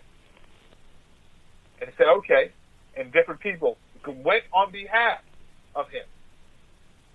And now, you know, and then something transpired where the NFL tried to put in an agreement that, all right, you can no longer sue us, because he sued him already and he got paid. He got his reparations for whatever happened. But the thing is, if you choose to do that, you cannot alienate your organization, which he somewhat did, but he didn't directly do it. And you cannot, and you can't. You have to be. It has to be done in a strategic way that allows the opening for the organization to help you in your stand. If it's not directly pointing at them, this wasn't directly pointing at them. This was pointing at the American government, and he should have partnered with the NFL to help. Like, hey, I'm not going to stand, but I'm going to stop. I'm going to stop kneeling because we have taken action. NFL and I have taken action to address police brutality against minorities. Right. I'm no longer going to kneel. That would have gave him his job back. Yeah. That would have got him back in and got his cause achieved. But again, we're speaking from the outside in.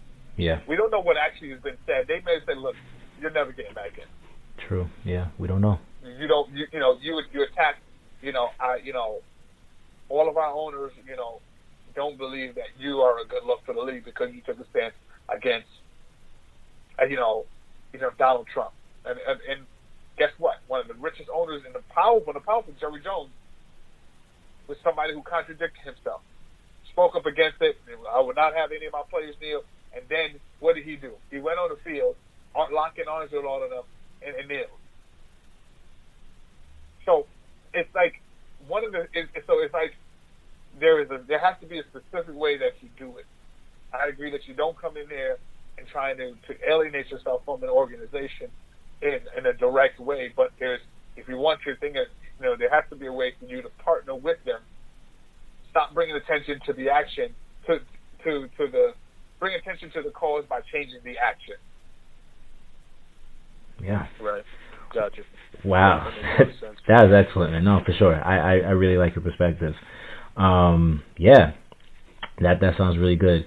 So we're going to leave it right there for that one, all right? And we're going to go into our final segment, which is athletes post-career.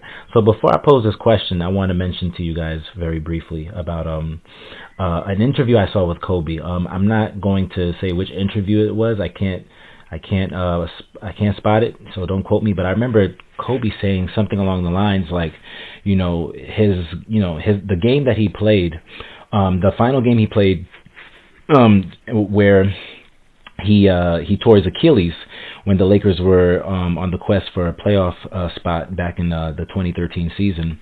He said when he tore his Achilles at the time, he kind of knew what it was. Like he knew, he had a strong feeling that it was Achilles.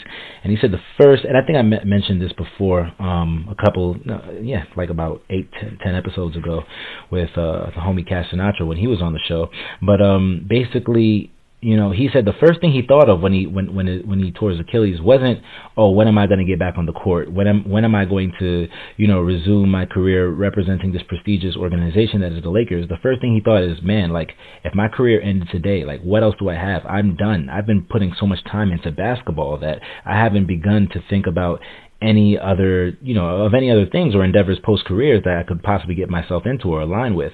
So he said as a result of that, like, he used the time, that year and a half or 2 year period where he was, constantly, going through rehab and, and re-injuring himself and all that stuff to kind of set up or get a head start on setting up his post-career plans.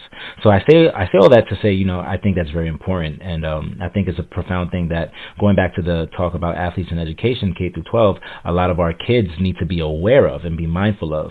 So my final question for you all today, this is the last question of the show this evening, is are athletes being prepared to have a life post-playing career? If not, what plan of action can be implemented in order to make this happen? John, I'm actually going to start off with you first because I want you to get the last word on our Word to the Wise segment. So, are athletes being prepared to have a life post-playing career? If not, what plan of action can be implemented in order to make this happen? I believe there are several programs within organizations like the NFL, the NBA, the MLB, the major ones, to educate athletes on how to manage their money, what to do after the career. Some of the, one of the go-tos is going to broadcasting, talking about the sport that they have played for so long, and give fans an inside look or knowledge into what it takes or what's happening as they're watching. Mm-hmm. That's a famous one that a lot of athletes like to go into as a backup plan. A lot of athletes, like, for example, Devin George. Anybody remember Devin George used to play for the Lakers? He was Kobe's backup. Yep. Mm-hmm. Yeah. He actually started a nonprofit and went back into helping people with housing and things like that. His backup plan was something that he was thinking about for a while, for years, and has nothing to do with basketball. I think, for those, if say, for example, you don't fit into the designed programming for that, the major sports entities set up for post career, plans, then, you could always become an entrepreneur. That's my first thing that I think of. I think of all the time and said, the world thrives. Let's think about the world. Let's think about our country.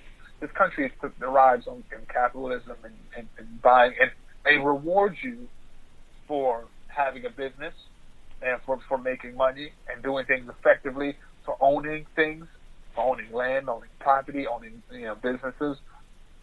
There's a reward and there's a tax break for those things, and I think that players that have so much money when they're playing need to be educated of this on a regular basis, but they need to start the second they get drafted and they get the contract. At least the people in the first round, at least the players in the first round, they need to already be starting to plan.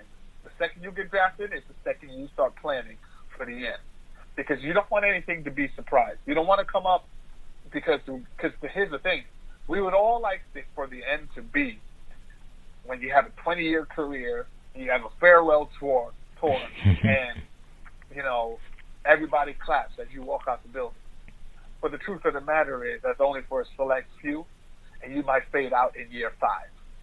So you need to have a plan from inception that can take you through to the rest of your life. And you need to utilize, you need to be taught that, addition to the programming of broadcasting and maybe corporate that, some players go into a lot, sports management, player development. There's so many different options that they can go into as athletes, but those are, to dip back into our earlier conversation, those are pieces of the pie that they don't own.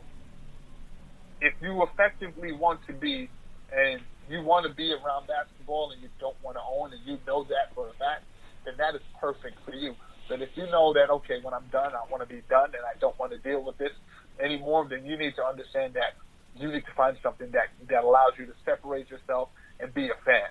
Because a lot of players want to be a fan. Kobe, he's at the point where he's like, I just want to be a fan now.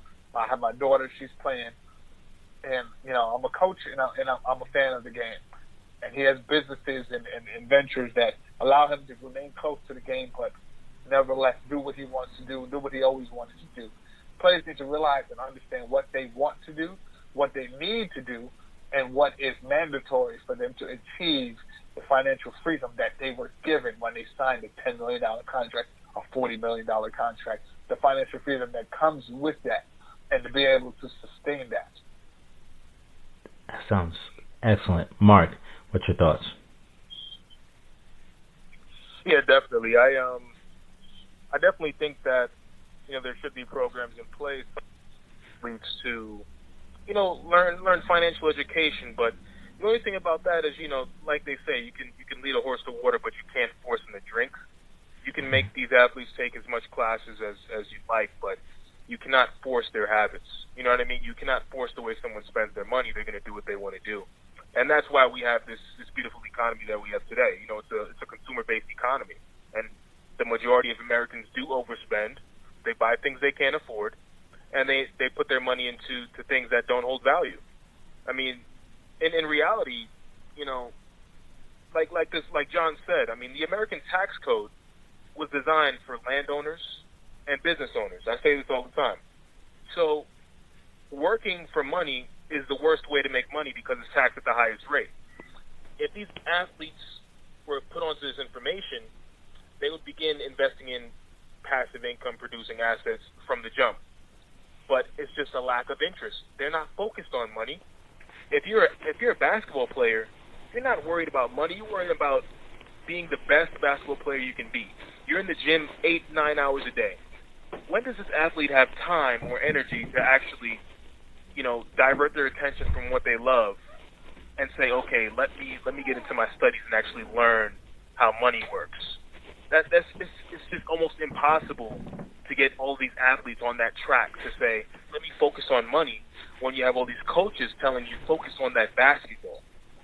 So it's really tough to say we need to implement programs, we need to implement classes.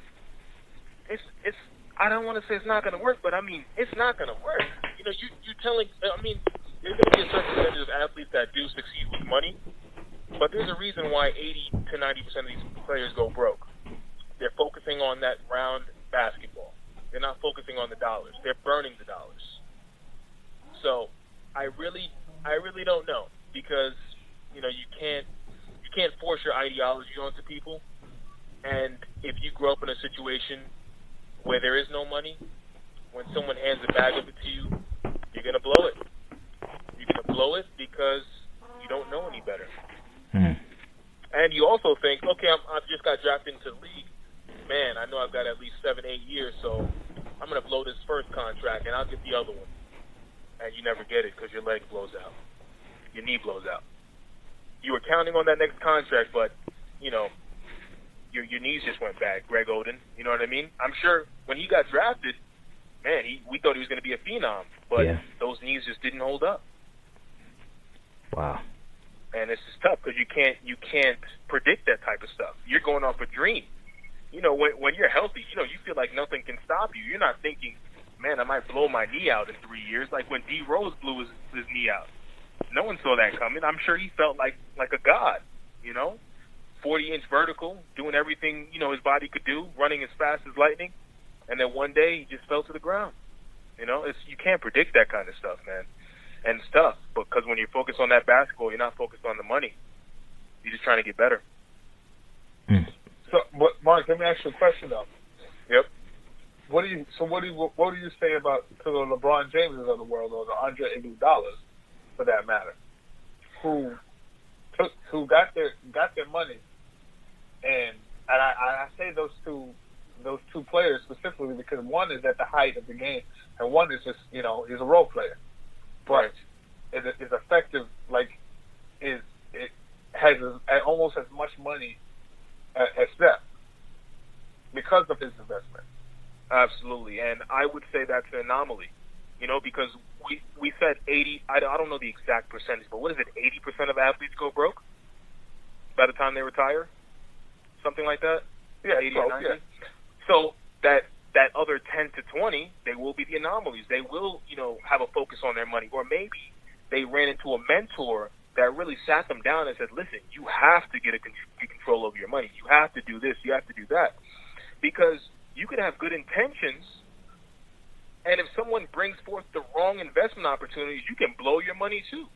You can have excellent financial habits, and if you listen to the wrong financial advisor, he could blow your portfolio. So you can get screwed doing the right thing and the wrong thing. It's true. Because I forgot which athlete it was, but he lost millions just investing in the wrong things. Just investing in the wrong areas in real estate and the wrong stocks. People trying to, it's tough, man, because when a financial advisor comes up to you and you don't know anything about money, his words sound so sweet, you'll do anything he says. But he's getting that 1% fee off of your portfolio. He's risking your money, not his. So it's tough because there's a conflict of interest. A guy in a nice suit saying words that aren't even in your vocabulary, man, you'll be ready to put the money on the table.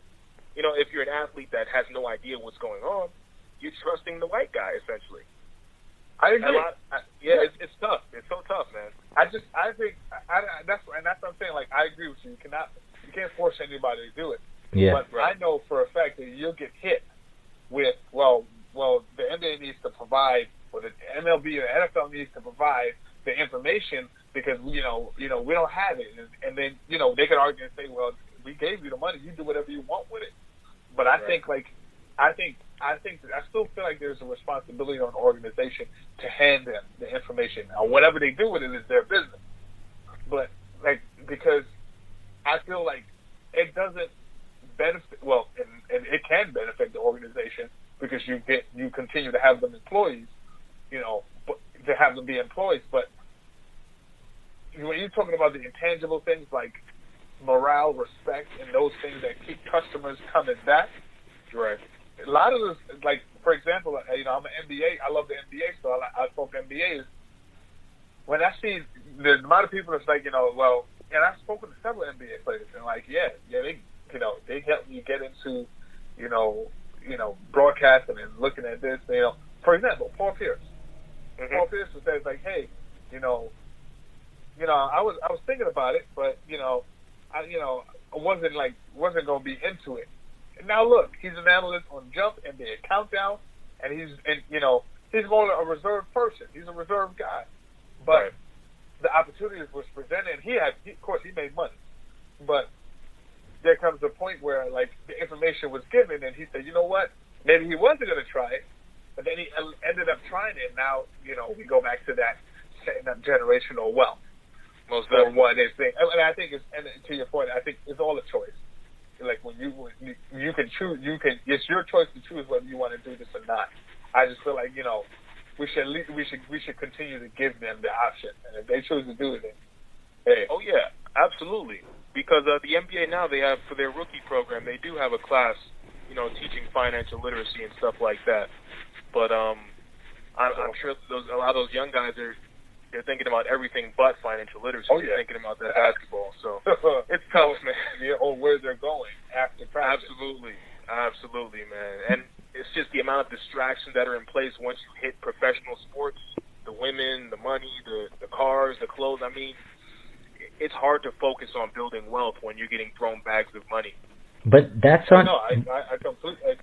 Yeah, I agree. Go ahead, Kev. But that's on I want to say that is... what's the word I'm looking for? I would say, I don't know, I'm curious. I would think that would be the subliminal intention, no, right? Of the NBA as an organization, and just like all of the teams, like they know like a lot of these young guys will just be focused on having fun, having a good time, playing basketball, that they won't really be, and I don't just mean the NBA. I mean like, their agents, whoever's into their pockets and helping them out, whatever, whatnot. That's why they subliminally, in a way, have them focused, on playing basketball, right? Because if I'm not really checking to see how my pockets is looking, then I'm not really going to go about securing my financial future, right? Which is why the NBA, I don't know, correct me if I'm wrong, John, I know you're very close to it, maybe you know better than me, or the NCAA has a sort of kind of a I don't want to say bias, but approach or mindset when it comes to a guy like Rich Paul. Like, oh wow, like he's really, these guys' agents. Oh, he's informing them of sound decisions, what to do, what to make. I don't know. What do you think about that? No, I do think there's a stigma, but I think it's because of traditionalism. Right. Traditionally, certain people do this, and everyone else, there's certain jobs and positions for people to do this and that. Right. And I think when somebody does something out of the norm, that it ruffles some feathers and it rubs people the wrong way, because people are, a lot of times against change because they feel like what's happening is working. When right. It may not work for everyone, but when somebody comes and effectively changes the game, like how he's doing and what they're doing, and pulling athletes away from big agents and all those things like that, and big organizations, then you start to cause a problem. It's flash that they're not comfortable with. They can care less what Rich Paul does, but it's the splash that he creates. They laughed at them, right? When the Four Horsemen, LeBron, Randy, Maverick, and Rich started LRMR, like, just like their whole enterprise of, Yep. It's like they couldn't. But now they're seeing it. Now they're seeing the labor that they put into it. They're seeing the fruition. They're seeing it coming to fruition, and how that's like you said, it's subverted the traditionalism. Like it's thrown it off course, and now they're seeing like a whole brand new thing that they haven't seen before, like in the Jordan era or in the Magic and Bird era of the 80s. Right, that's true. Wow. I think it was funny when I believe you sent me the article, Kev, when they implemented that rule about having a college degree to be an agent or something like that. Yeah. That was hot over the summer. Yeah. After. Mm-hmm. It was just so interesting because it's like you said. I mean, they want to either dismantle this or make sure it never happens again. Yeah. And it makes perfect sense. And I mean, you really don't want that shift of power happening if you're owning a corporation or a business, man. You don't want that power going to the people. So, I don't think that's the end. It's only the beginning of ways that they're going to look to gain more control over the players and these different, just these athletes and their teams. So it's interesting, but I mean, you can't control something you don't own, and the NBA stands on its own, so they're going to make sure that they keep the power. Very true indeed. Well, I want to, man, this has been a good one. I want to transition to our final segment of the day, Word to the Wise, all right? John, I previously told you about it earlier. So Word to the Wise is our segment where we provide one word to our audience, to the wise community out there, and then we expand upon that word and we give a reason as to why we provided that word as a choice of action or as a form of support and mentorship to them. So, Mark, I'll go first today if that's okay with you. I'll allow you to go after me. Yeah, bro. And then, John, since you are our coveted guest, we'll allow you to go last to formulate your thoughts on which word you want to choose, all right? So my word to the wise for today would be explore, and I'm gearing this towards the athletes themselves, the young student athletes in school, due to the fact that I'm a teacher and an educator. My background as an educator, I want to speak exactly to the students and as well as their parents. Explore your options. Explore your options in academics. Explore your options from young. I think John talked about it earlier. in regards to the question of do parents in the community make the mistake of putting athletics before academics, and then he said yes and no, in the sense that no, they don't, because it expands their mind. It allows them to it allows the students to experiment, to talk to kids that they normally wouldn't get a chance to talk to. But also he said no, in the sense that it's important that you don't put all your eggs in one basket. You could spread some of the eggs in a basket, and that works, because your plan B usually ends up becoming your plan A anyway. So for that in itself, I would just say explore as a child, who eventually becomes a student athlete. Explore as a student athlete in college, and then when you get into the NBA, at the end of the day, who's really going to look out for you but yourself, whether it be any type of professional sports, and that goes for everyone in all ranges, or whether it be swimming, Olympic skydivers, you name it, whatever. Just explore all your options, educate yourself, and learn, and figure out what exactly might be the best move for you, because you want to make sure that when it's all said and done and your career's over with, that you're living comfortably and you're profiting off of your likeness, what you've done throughout the course of your career, and at the end of the day, you're happy with your moves, you're happy with how you're living, you're happy with family, and you're ultimately happy with God for guiding you in all the decisions that were to come. So explore. Mark? Gotcha. That was a great one. I'll go with diversify. Not just with your investments, but diversify with your knowledge.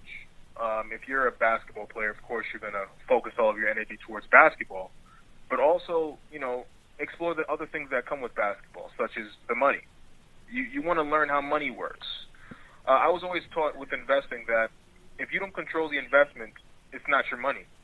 So when you have athletes, and trust me, I'm sure it's extremely millions of dollars, but if you have athletes that are turning their money over to a financial advisor, and he's controlling the money, you gave it away. I mean, even Tim Duncan a few years ago, he realized that his financial advisor stole over, I believe he said, $50 million?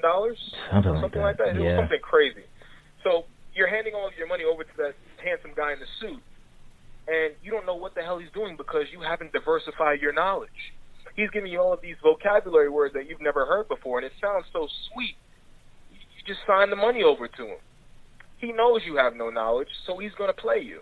So you want to diversify your knowledge, so when that financial advisor is spitting that jargon at you, you have a good understanding on what he's saying, because it's very easy to get lost in the translation of things. You think you know what that word means, or you think you know what he's talking about, but he's really about to burn your money.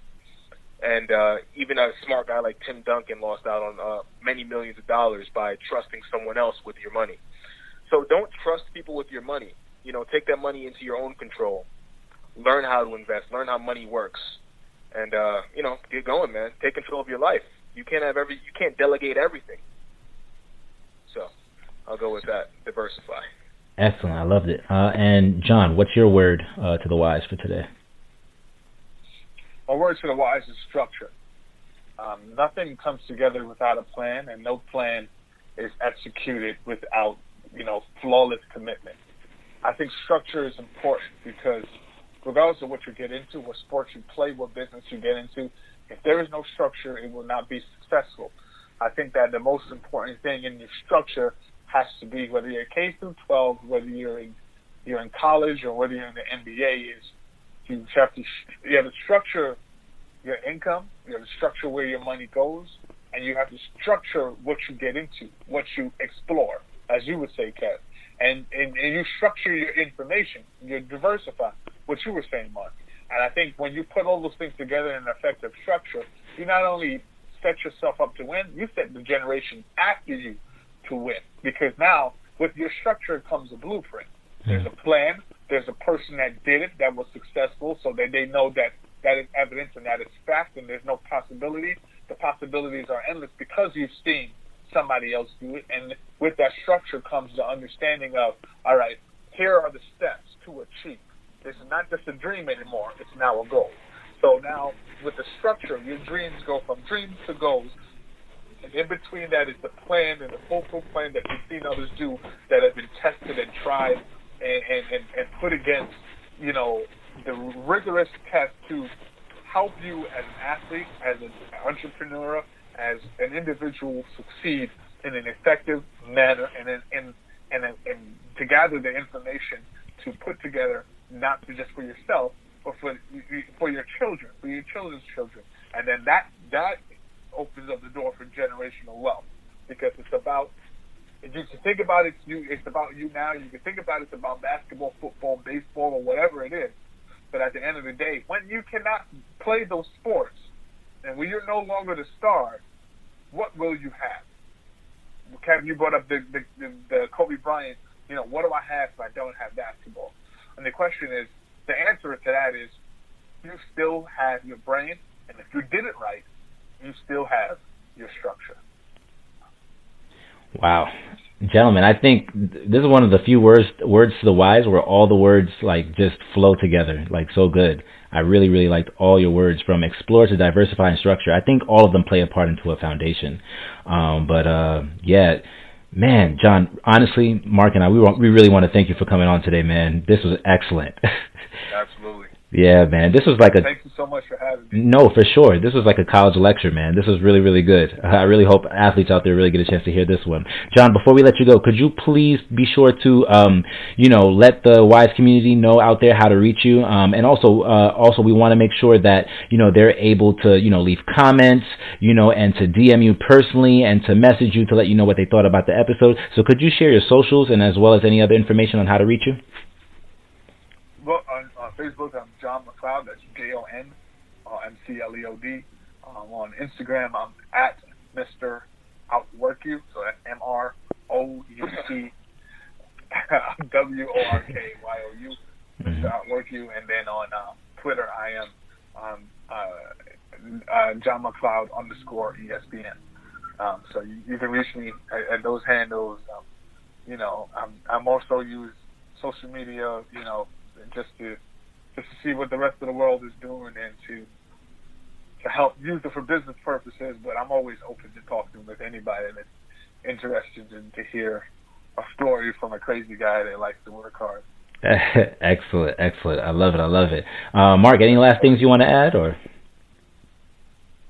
No, man, I think we covered everything. Yeah, awesome. For sure, definitely. It was great speaking with you, man, for sure. Yep. Absolutely. Thanks so much, man. I really appreciate you guys. No, for sure. Before you go, though, Jon, we're going to make sure we close out. But I just wanted to say, WISE community out there, again, this podcast is available right now on Apple Podcast. I just got news the other day that it's also available on Google Podcast. So, yeah, shout out to Google. So, Google Podcast as well. Apple, Google, SoundCloud, YouTube, Stitcher Radio, and wherever audios in the podcast form can be found. Also, please be sure to leave us a review on this episode, and as well as just the first season in general. We've been getting a lot of feedback from you all, and we want to continue to push that momentum. All right, and so that way we can continue to see what we need to do, how we can possibly improve, and also to have guests such as Jon, continue to come back and to share with us, because honestly, every single episode in which we bring our guests are tailored towards the topic itself. So that way, not only are we giving you, great wise words, but the guests, due to the fact that they have experience in that field, they're giving you, more wise, words and gems and quotables that you can add to your life. All right. So yeah, this is it. So next week's episode 18, is called Good Kid, Mad City, and we have a really, really cool guest coming on the show.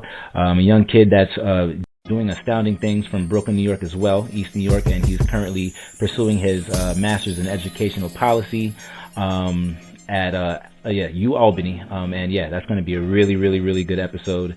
But yeah, so that's where we will leave you all with today, all right? So as I said at the beginning of the podcast, this is your boy, Kevin Anglade. And this is Mark. And we are joined by our very, very special guest, Jon McLeod. And we are the Wise Guys Podcast. We'll see you all next week. Stay wise.